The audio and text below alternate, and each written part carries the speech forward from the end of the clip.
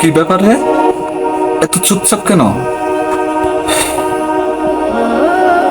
তুই কি জানিস আজ রাতে আমি মারা যাচ্ছি?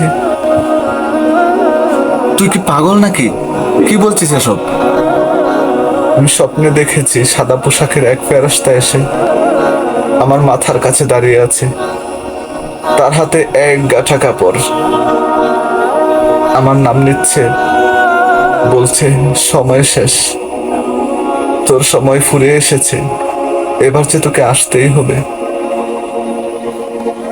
ভাই, এসব স্বপ্নে মনে হয় তুই বেশি ডুবে গেছিস। তুই এখনো অনেক ছোট, তরুণ। মৃত্যুর কোনো বয়স নেই ভাই। আজ তুই আজান শুনে নামাজ পড়িস না, কাল তোর জানা যায় ওই একই মসজিদের লোকজন দাঁড়াবে।